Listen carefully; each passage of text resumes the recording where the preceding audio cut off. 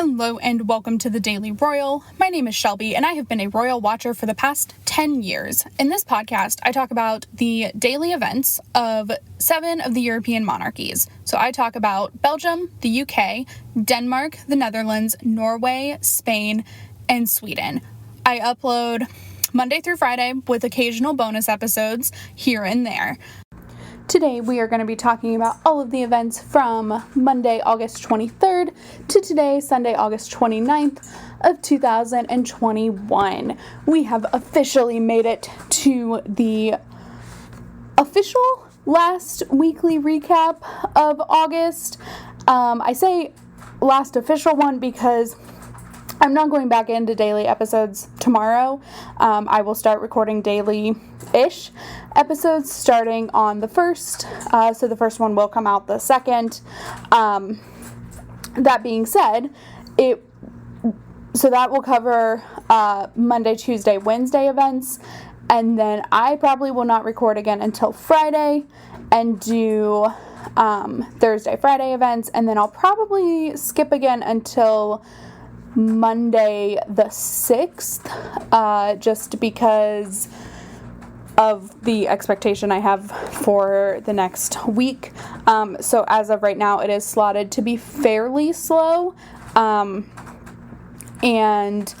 I want to make sure that we don't have super short episodes. Not that there would be a huge problem with that, but while I kind of adjust back into going daily with my new routine that I have, I just need a little bit more time. So we'll do an episode that goes up on Thursday and then an episode that goes up on Saturday this week, and then I'll record again Monday, so that'll cover anything that happens Saturday, Sunday, and then of course on Monday. So that is because the calendar is just super light. I did check all the calendars today to make sure that this plan will work, and it will. And I just want to continue to take the remainder of this last week of August, the last few days of August, just to continue to work on some of the big goals that I had, that I'm hoping that I can share with you when I record on Monday, or on Wednesday. So hopefully I will be able to share a lot of those. Plus, you will officially be able to hear the new transitions between countries, because I'm going to be saving that until we go back into regular-ish episodes. I know I won't be daily until at least next week, but for the 2 episodes coming up this week, those will be ready to go. So that is exciting. I hope you like them as much as I do. I just thought it was time for a change. So there are a couple of things that I'm going to change up going forward. And this will be kind of like a trial by error kind of thing. So I want to stop talking about court circular events in September. So that's something I'm going to do from September to October. If it works, great. And if it doesn't, we'll go back to it in October. The reason I want to do that is kind of twofold. One, it was really a placeholder for when busy would start, because of 2020. It was just impossible to know what was going on behind the scenes with the British royal family, because they weren't sharing a ton of it, at least early on in September, October last year. They started to get a little bit better about that, but I still read the court circular. And 2, I want to record a little bit earlier, so I can make sure I have more time to edit episodes, edit the episode that I'm putting out, and make sure it's of a higher quality. That's something that I really want to focus on in this September through December, is just getting my audio quality really, really good, and skip things like what just happened, like a pause. I want to avoid those, so I want to have the time to edit that, and right now I don't, because I record so late that I just don't have the time to schedule and edit and do all the things that I do with the podcast, all the quote behind the scenes work. I just don't have enough time to get all of that done and go to bed at a reasonable hour because now I work super early in the morning. So, and by super early, I mean 8 a.m., but it does mean I go to bed before 2 a.m., which is when I used to go to bed. And now I go to bed at like 11:30 because I get up early. And then anyway, as my schedule has changed, I need to make some adaptations as well. So that is something that I want to see change going forward. But with that long introduction, kind of update on the podcast side of things, the business side, I want to go ahead and jump in and talk about the events of the last week. Here's the thing, guys. There's a lot to go through. The Scandinavians kind of like kicked my butt a little bit this week. Also, I took the week off, so I've only been updating and writing my outline and stuff for the past day. So there have just been a lot of events, and that's totally fine. I knew it was going to be like this, but because I took the week off, which was lovely, and like I'm feeling so much better and more on top of things, there's just a lot of changes happening, and I am really glad that I took a week to watch a new television show and like chill and kind of feel like I got my life in order, and get used to like my new work schedule and stuff like that, my new job. So I did, and I'm feeling really good about it, which is great. But man, these Scandinavians coming back to work, that was intense.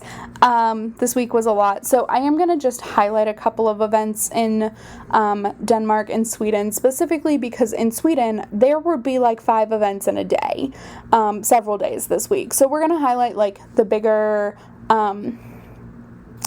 quote, more important ones, the ones that I have deemed more important. They are all important, but the ones that I want to talk about more, so we'll go through that.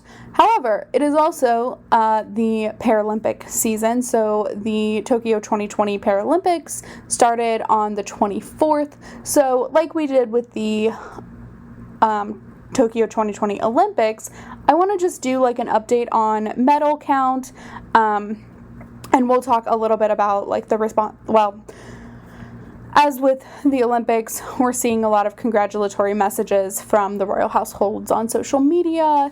A few mentioned the opening ceremony, things like that. We did see that just as much as we did with the Olympics. So I want to just talk quickly about the medal count. So the UK is leading with 60 total medals, 23 gold, 19 silver, and 18 bronze. Next we have Netherlands and Spain. Netherlands has 19, Spain has 18, and then Belgium with 5, Denmark and Norway both with 3, and Sweden with none as of yet. There is still another week of competition, so the games end on September 5th. So I will do the exact same thing. Probably on the 6th, I'll give that final tally when I record on the 6th. Just like a heads up, there's where we're at. So now we are going to jump into the big events. We're going to start with Denmark. There was nothing in Belgium or the UK. Belgium is scheduled to come back this week pretty early on, which is fantastic. I'm really excited. The Netherlands is also scheduled to come back really quickly. And then Spain is, King Felipe is coming back this week. And it has already come back. We'll actually talk about one event that he did this week. And Queen Letizia will probably come back next week. So with that, on Monday in Denmark, this one was really cool. I want to talk about this a little bit. So Crown Prince Frederik visited a project. It's the tuna marking project. So he assisted the team that are tasked with marking tuna, like the fish tuna. Because apparently tuna, like the species, had a 60-year disappearance from Danish waters, and have only just returned, and no one can figure out why, which I find hilarious. So they have been marking them or labeling them, like putting kind of trackers on them to figure out, one, why they came back, and two, continue to track their movement. Look, I'm not going to go into, like, I think this is like a gray area on, like, if I'm comfortable with it. Obviously, I mean, the tracker does not have long-term effects that I know of. It is just a short-term thing, and it does allow for science to be done to help determine what's going on. But it's a gray area. But I thought it was really cool that, like, Frederick literally got in the ocean, sea, water with these tuna to help do this. It didn't surprise me. He was a Navy person. He was like the equivalent of a Navy SEAL in the Danish Navy, like intense work. So it didn't surprise me, but I thought it was really cool anyway. So that was the big event on Monday. On Tuesday, Crown Princess Mary attended the opening of a new international school that was created for this school year and ongoing school years, obviously, to serve families, international families who have been relocated to Denmark for work. So this happens in every country. You know, there are international schools where students can go, and like all of it becomes kind of a melting pot, and the main language, I believe, is probably English in these schools. But when students' parents get relocated to Denmark for work, I know people, like personally know of one person who has been relocated to Denmark because he works for Lego. And before he had children, but still, it was a big thing. And knowing that, like, these places were available for international transplants, essentially, is a really cool thing. So she took part in that. She got a tour of the building, got to chat with some students. It was really cool. There were lots of countries represented, which I thought was awesome. It was just a really cool event. And then she attended another event that evening to celebrate the 10th anniversary of an organization called the Social Capital Fund, which works to create opportunities for vulnerable people in society.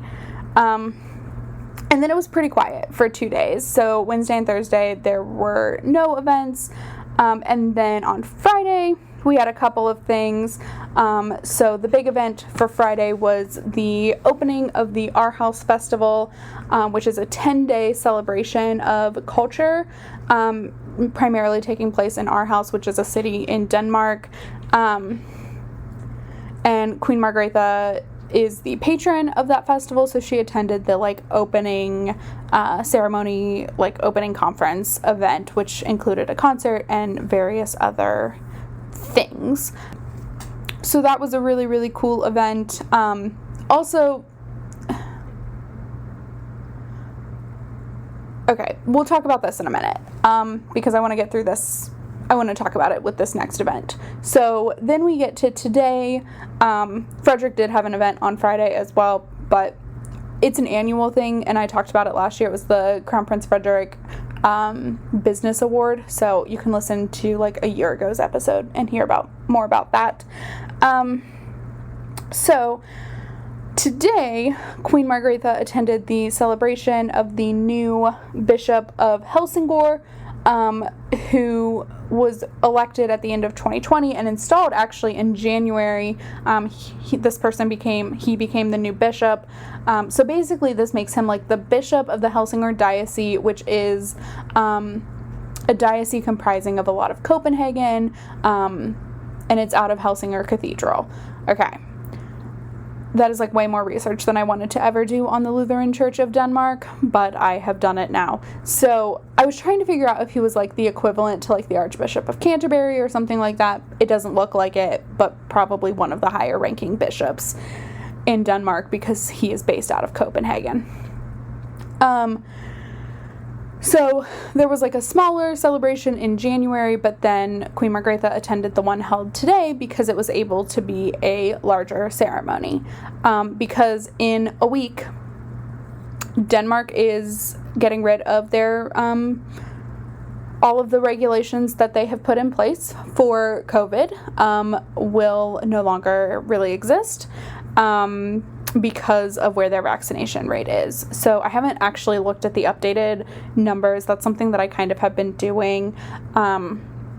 I put all 7 countries that I talk about, and then I put the US because that's where I live, to see where everyone is at, and Denmark has been consistently at the top.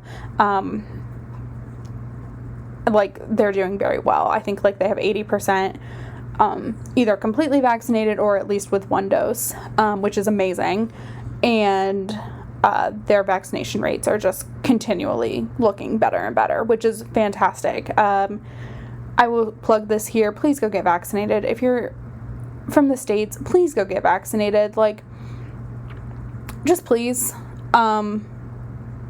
There's no reason not to, in all honesty. Like, the Pfizer vaccine in the US is FDA approved now. Like, it is fine. Please go get it. I would really like to return to normal life, and so would all of you who are refusing to get vaccinated. So please just do it so we can all have a normal life again. Thank you so much. I would like to go to Target without fear of getting COVID because I forgot a mask, and they didn't have any at Target. So please, thanks. I got mine as early as I could, so just hop on that bandwagon. Thank you very much. Tangent over. So, congrats to Denmark. That's really awesome. I am interested to see if handshakes are coming back with the Danish royals. Like, that is something I'm going to pay a lot of attention to, because in this world of, like, post-pandemic or, like, easing of pandemic regulations, like, I'm really curious what the world is going to look like in a society where, like, regulations can go away, in a society where, like, people are being responsible and getting vaccinated and things like that. I'm excited to see that.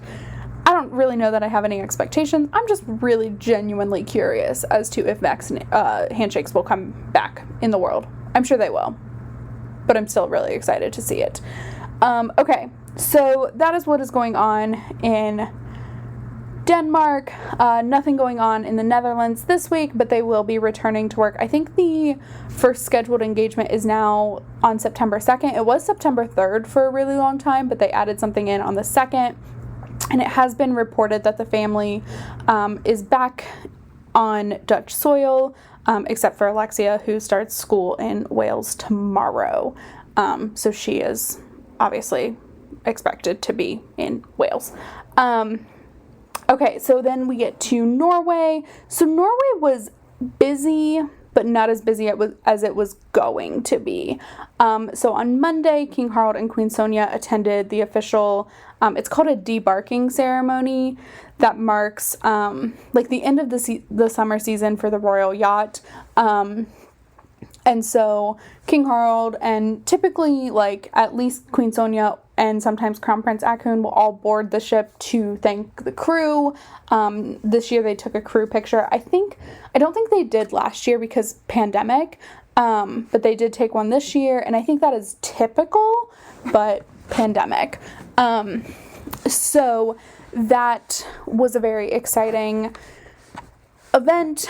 And then it was pretty quiet Tuesday and Wednesday with nothing. So Wednesday was Crown Prince Haakon and Crown Princess Mette-Marit's 20th wedding anniversary. 20th wedding anniversary. And so there were supposed to be some events that day, but because their daughter, Princess Ingrid Alexandra, was diagnosed with COVID, they canceled a lot of those to prevent any illusion of spreading, just precaution, although they had at that point tested negative, but still, just some precautionary measures. So then Crown Prince Haakon returned to work on Thursday, the 26th, and met, he had a couple of different audiences, one with Plan Norway and another with UNICEF Norway, where the focus on both conversations were about children's rights. So Plan Norway is doing an initiative this year focusing on ending child marriages, like child brides, And UNICEF is the UN organization for children's rights in general. So, of course, that's the topic of conversation. And then the Council of State was held on Thursday. Typically, this is held on Friday, but I've noticed a pattern of it being held on Thursday. So that's something I'm just going to watch. I don't know. Kind of interesting. Not really, I understand, but kind of. And then on Friday, so the last event of the week, King Harald and Crown Prince Haakon unveiled a new national monument at the Akerhus Fortress in Oslo. So they unveiled that monument, which I actually didn't see any pictures of, which is weird. So I'm also just not entirely sure that this is what the translation said, although it probably is. So after the unveiling ceremony, they also delivered recognition medals to active members of the armed forces of Norway. So that was awesome. They were both in their army uniform. I don't really know. I mean, I would say probably army because it was green. And I've seen the naval uniforms, which are black and white. So here's the thing. I don't know every single military uniform. I'm also sitting here thinking and wondering if Norway has an air force. Because if they don't, then they only have army and navy, which is fine. But I'm thinking I've never seen an air force uniform in Norway. It doesn't mean there isn't one. It just means I've never seen it. Fascinating. Okay. Anyway, moving on. So that's something I'll research in the future. There were a lot of farewell audiences as well that King Harald did. Those were mostly on Monday as well. They don't release any information from that, so that's not something I'm really gonna talk about. And continually going forward, unless it's a super slow day, then maybe I'll talk about that stuff. But this is probably how I'll address it. There were a bunch of farewell audiences for outgoing ambassadors. Especially as we go forward and have busier days and different kinds of events. I'm thinking about what the world is going to look like post-COVID in terms of this podcast, and events like this that are more behind the scenes are super important, and I do want to still address them occasionally. But when I started this adventure, what I really wanted to do was highlight all of the daily events, but focus on the charitable organizations and the work behind the scenes. So that's what I'll do. And some of these things are super important on the international relations scale, but because there's no information shared on them, all I can do is just regurgitate, say the event, which I don't find to be super beneficial to the end goal or the goal of this podcast in general. So that is what was going on in Norway. They do have another week scheduled with pretty busy day to day. Again, as we just kind of return from summer, and for Norway, they've been back for a couple of weeks, but it seems like the Scandinavians are really able to move back into life a little bit quicker because their vaccination rates are really getting there. Even Sweden, who had a slow start, to say the least. So anyway, Scandinavia, I think, is going to be bringing us back. And then, of course, Spain, who never really stopped working, never really slowed down, even their days were full of video conferences and stuff in the very beginning. They have just continually gone, so I expect no difference. So yesterday, on the 28th, King Felipe returned to work. He visited the temporary reception center for refugees and Afghan people who assisted the Spanish military as translators and various other roles while the Spanish military was in Afghanistan as well. So the center has been set up at the Torrejon Air Base, which is located in the community of Madrid, not in Madrid City, but in the community of Madrid, and is set up to serve about 800 people with temporary/permanent lodging, health care, and food services, so like basic necessities. The article that I have read, however, it looks like Spain has already received over 1,200 refugees, and a lot of those were people who assisted the U.S., and so they are not part of these 700 people who helped Afghanistan people. I'm not entirely sure. I'm really sorry. That's super uneducated of me to not know that.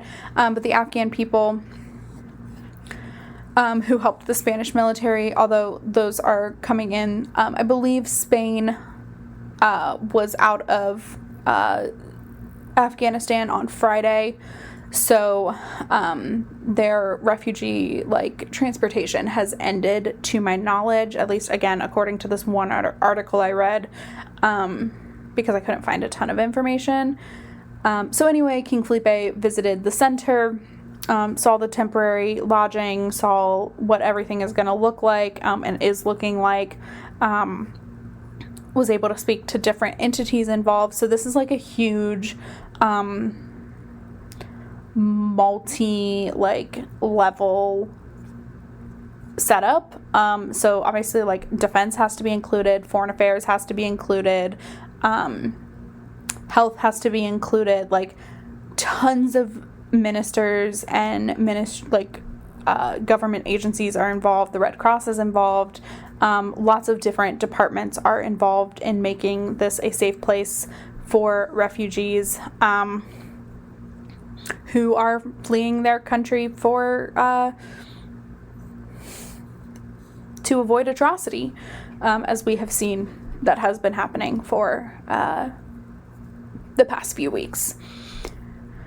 Also, at this event was the Spanish ambassador to Afghanistan, who was in Afghanistan up until mid this week, this past week. He did finally make it over after a lot of the Spanish embassy people were safe and out. And then at the end, King Felipe also asked the Prime Minister to convey continued recognition from the royal family to those in all walks who are contributing their work, contributing their days to this effort, because it is so crucial, of course. So that is a little bit of an update. I'm not sure if I expect other kings and or queens to do something similar, and if they do, I will talk about it in relation to their country specifically, but this is a way to talk about the crisis while also combining it with the royal family. So I want to just say, yes, I'm talking about this Afghan crisis, which is super, super important. However, I only do want to talk about it in relation to the royals, because even though I know a lot and I'm learning a lot on my own, this is not the place. So that is what was going on in Spain. Like I said, King Felipe does have a few more events scheduled this week. It's always kind of a first quiet week of September, and then they'll pick up full steam ahead next week, at least judging by past years. So then we get to Sweden, and oh boy, Sweden. Sweden just about had an event almost every single day. They did have an event every single day, except today. Just throwing that out there. And on a lot of days they had 5. So, and 2 of those days were pandemic tour days. So, buckle up. No, we're going to go through these pretty quickly. And I really only want to talk about a couple of things. So Monday, King Carl Gustaf and Queen Sylvia unveiled a new portrait medallion of the king at the Riksdag, which is the Parliament building. So this was commissioned for King Carl Gustaf's 75th birthday, which I think was in April. I think it was this year. It's hard to know because it wasn't a huge thing because pandemic. Then we get to Tuesday. So Tuesday was day 2 of the royal family's tour of the 21 Swedish counties. King Carl Gustaf and Queen Sylvia visited Västernorrland, where they visited another residential facility for the elderly, where cultural interests like performers were able to come and perform. They had meetings focused on business, and a couple of other different events through the day. It does seem like they're starting to take on a pattern, which is good. When we go to daily, I know these have been kind of not great updates, but when we go to daily and I'm able to just do a full conversation about them, I will happily go into more detail. It's just right now I have 2 of these to go through, and I'm already at 30 minutes, and I don't feel like I've talked a ton extra. So it's just hard on these weeklies. But this is the last one, so it'll be a lot easier going forward. And then also on Tuesday, this was fun, a new photo was released of Crown Princess Victoria with her children to send a greeting to the Swedish Paralympic athletes. So I think Victoria sits on the Paralympic, the International Paralympic Committee. I believe she's Sweden's representative there. I'm not 100% sure of that, but she's certainly involved in the Paralympics some way. A lot of these updates, though, by the way, so the things that I'm not talking about, they are all on my website, thedailyroyal.com. They are all also on Instagram. You can check out photos and a decent description of what the event was, because I still did do all of the events in my outline, and then I just decided later what to talk about. So I have shared all of those on online. So please check that out. So then we get to Wednesday. This is the day 3 of the tour of the Swedish counties. So Crown Princess Victoria and Prince Daniel visited Västra Götaland, not to be confused with Västra Gotland, which is Crown Princess Victoria's duchy, which is in Västra Götaland. It's just a larger space of it, so it includes this county. It's just very confusing. I literally spent at least 20 minutes trying to figure out if there was a distinction between those two because they're so similar. It was a process. I finally figured out what was going on. The counties are more important, but the duchy is bigger. So it includes this county plus some others. But they visited, so this is their first tour of this round. So they had done one previously in the last attempt, which I believe was September last year. But because the pandemic spiked again in October, they postponed and now are able to carry it out again. So we've gotten through 3, which is how many we got through last time. So hopefully this is fine and it'll last. So fingers crossed that the ones for next week don't get canceled. Okay? Just fingers crossed. So they visited a hospital, a secondary school, a couple of social organizations, and then also took part in a meeting with the business community, businesses in the area. So that's a huge thing. Also that day, King Carl Gustaf and Queen Sylvia awarded the Prince Eugene Medal, which is a prize celebrating outstanding artistic deed. It was also Stockholm Water Prize Week, so both King Carl Gustaf and Crown Princess Victoria delivered the Stockholm Water Prize and the Stockholm Junior Water Prize, respectively, via digital greetings. So that's a big deal. And then we get to Thursday, the 26th. This was the quietest day of the week. So King Carl Gustaf received credentials from new ambassadors. He received the credentials from Thailand, Ireland, Indonesia, Tunisia, and Germany. And one thing that I feel like I've talked about before, but I just love that Carl Gustaf does this, and this is probably like Swedish tradition, is he changes what order sash he wears for each ambassador. So like when he met with the German ambassador, he wore the sash he has been given for his order that he retains in Germany. For Thailand, the same thing. It doesn't seem like he has an order in Ireland, because he wore his Order of the Seraphim, which is the Swedish order. But still, like, I just love that tiny attention to detail. I think it's really awesome. So that was like the big thing. On Thursday, there were a couple of other digital things as well, but for the most part, that was the big thing. And then we get to Friday, where Crown Princess Victoria was present for the celebration of the Raoul Wallenberg Day, which is an event to honor people and organizations who have demonstrated courage. So this is one that I didn't do a ton of research on. I'm not sure why. It seems like a good one to do research on. Maybe next year. I'm not sure. But the Raoul Wallenberg is someone who demonstrated extreme courage throughout his life. And then when his family created a school called the Raoul Wallenberg School, to teach a lot of these like life lessons about more than just education.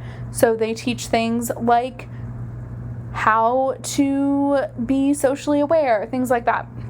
That like I, as an American in public school, did not receive. I didn't learn how to be socially aware until I was like a junior in college. I didn't know that the world was bigger than me for a very long time. And now I talk about 7 countries, royals every day. So like the world is much bigger than I am. But it didn't feel that way for a very long time. So, that was Friday's event. And then yesterday, on Saturday, Queen Sylvia attended the 40th anniversary celebration concert for the Anders Walls Foundation, which is an organization that provides scholarships to young musicians. And this was held at I almost called it the Oslo Concert House. It was the Stockholm Concert House. I think the Royal Opera House. And it was a concert and just celebration of the 40th anniversary. So lots of big things going on in Sweden. It was a full week, let me just tell you. I am exhausted from catching up on this over the past 2 days, but now it will get easier. So, like I said, I will be back. I will do a recording and post a new episode on the 2nd. So I will record on the 1st, post the episode on the 2nd. And then I will record again on Friday and or Saturday, probably Friday. I think. I'm not sure. We'll just probably Friday. Let's just say that. And then record again on the 6th, and then possibly go every day from there, or at least every other, probably every day. So that is what is coming. I will continue to update the website and Instagram daily. The only time that I haven't done that throughout this past month is really and truly this week. And all of that is caught up by the time you're listening to this. It's not right now. I still have today to go, today and yesterday, I think, to go, but that'll be done very quickly. And so with that, I am going to end this episode, and I will talk to you all on Thursday. Have a fantastic first part of the week. Bye.